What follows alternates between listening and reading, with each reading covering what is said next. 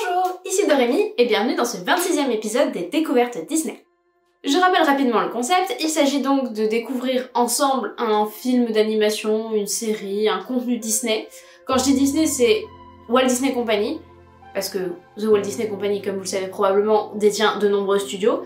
Donc il s'agit de vous donner mon avis avant de voir ce contenu, de vous donner un pitch sans spoil évidemment de ce contenu, puis mon avis après l'avoir vu, et enfin quelques anecdotes et infos quand j'ai pu en trouver. Ici j'ai eu un petit peu de mal. Alors c'est parti!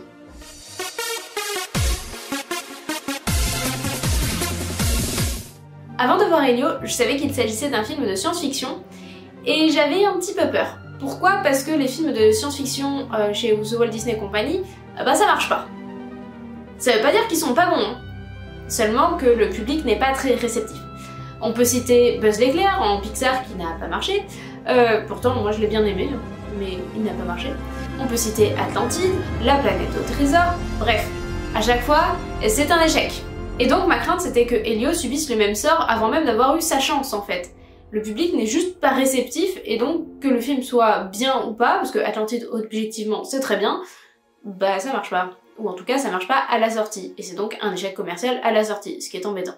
J'avais eu également quelques retours disant que ce serait probablement un Pixar très enfantin, un petit peu comme peut l'être Le Voyage d'Arlo, et j'avais un petit peu peur de ça parce que j'ai pas trop aimé Le Voyage d'Arlo, qui est pour moi le moins bon des Pixar, à mon goût, hein, qu'on soit bien d'accord, c'est mon avis.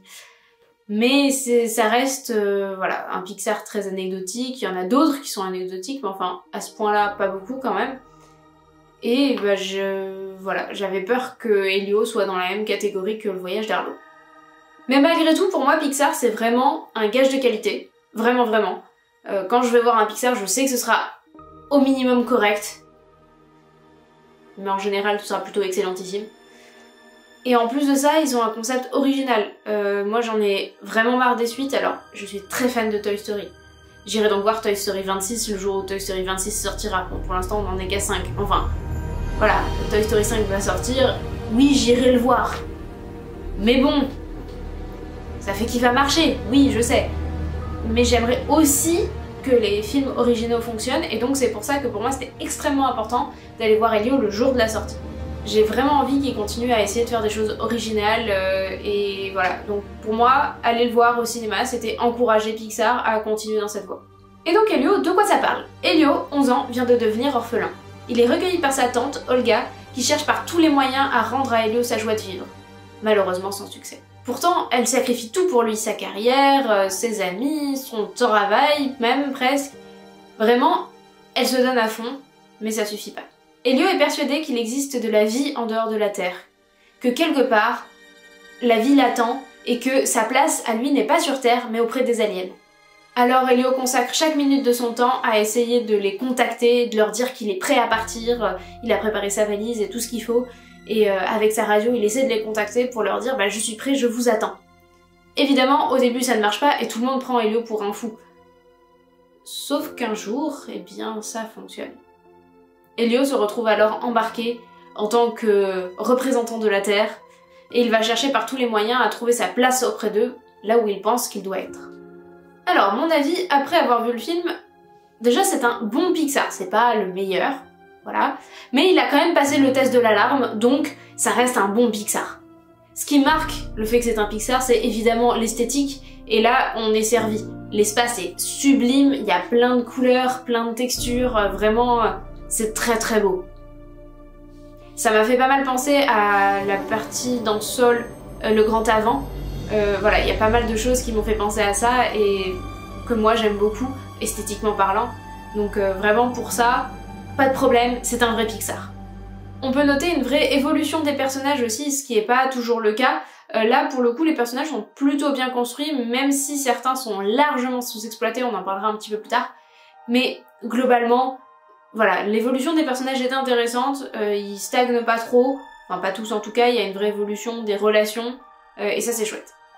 Elio fait passer plusieurs messages, le plus important, celui qui est le plus marqué et très très clair, c'est que on est tous différents, et des fois ces différences font qu'on se sent seul, parce qu'on n'est pas vraiment compris par les autres, ce qui est une réalité.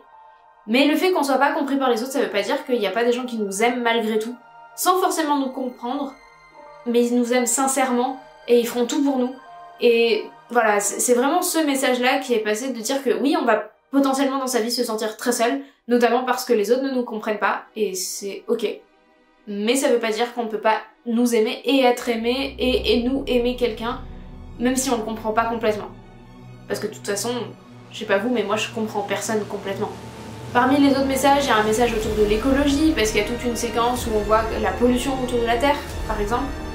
Il y a voilà, plusieurs messages comme ça qui sont distillés un peu de façon éparse, qui sont des choses très actuelles. Il y a aussi toute une question autour du rôle du travail, parce que, comme je vous l'ai dit, la tante d'Elio, Olga, renonce à certains de ses rêves, notamment en termes de carrière, pour pouvoir prendre soin d'Elio. Et dans notre société aujourd'hui, c'est vraiment la carrière avant tout, on trouve des solutions pour les enfants, et de garde, etc. Sauf que là, le choix est fait de faire passer l'enfant en premier, et ça fait poser cette question de ok, est-ce que c'est pas ça aussi le plus important, la future génération? Quel est l'équilibre à trouver en fait? Parce que le but c'est pas de dire qu'il faut laisser sa carrière pour un enfant nécessairement, surtout quand c'est pas son propre enfant, comme le cas de la tante Olga où bah, c'est juste son frère qui est décédé et elle récupère l'enfant qu'elle a pas voulu entre guillemets, dans le sens où bah, c'est pas elle qui a cherché à faire un enfant. Aujourd'hui dans la société on est très à dire c'est ton choix d'avoir fait des enfants, maintenant tu te débrouilles avec. Est-ce que c'est vraiment ça qui est sain pour la société de manière générale?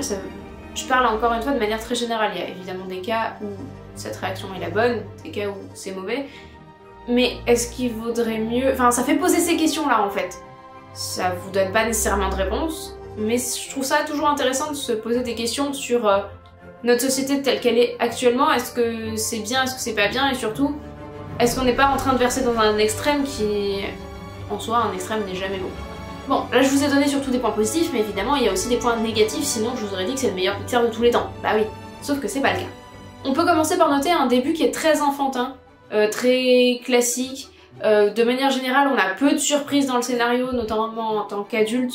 C'est assez classique finalement. C'est pas forcément dramatique, hein. On a eu des très bons Pixar qui étaient pareil, pas avec un scénario extrêmement original.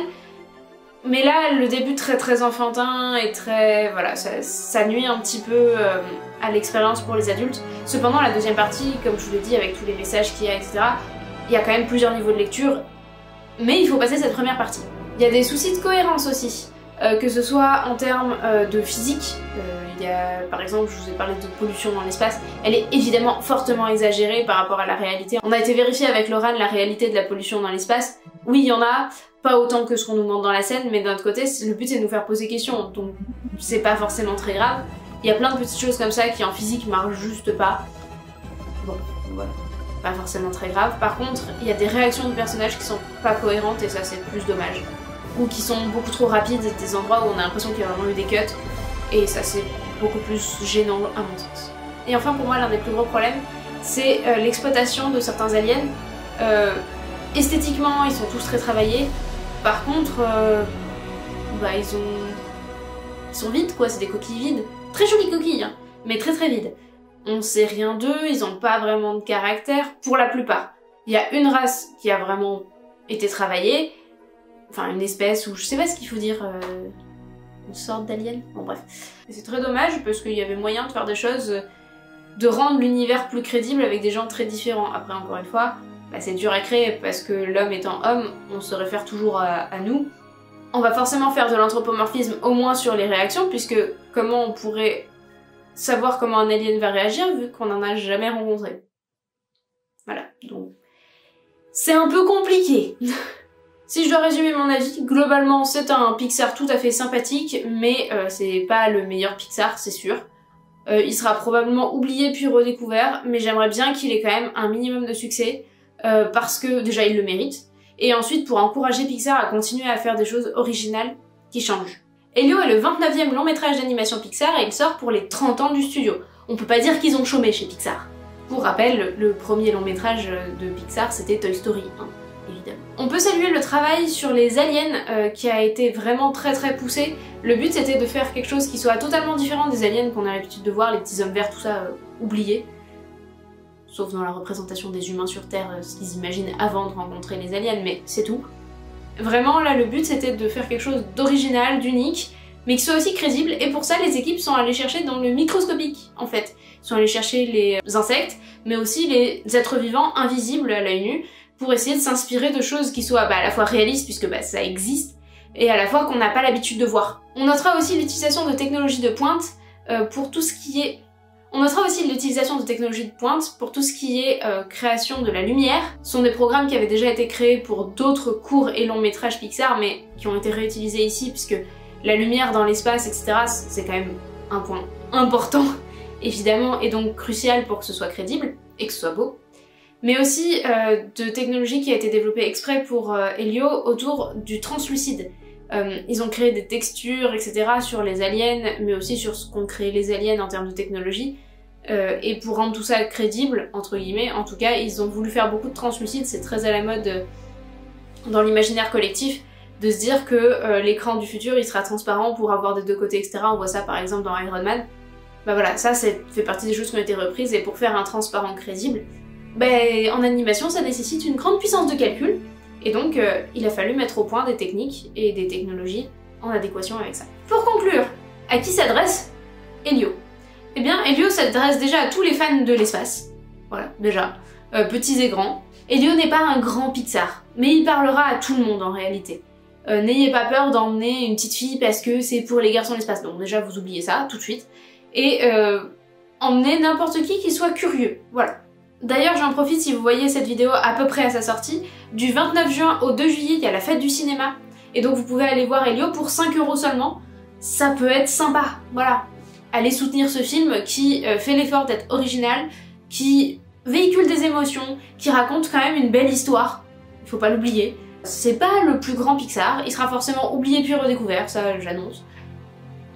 Mais pour moi, il faut donner de la force au studio, de continuer à faire des choses originales et pas seulement des suites et des remakes. Et vous avez vu Helio? Vous avez prévu d'aller le voir? Dites-moi tout ça dans les commentaires et je vous dis à très bientôt pour une prochaine vidéo. Des bisous!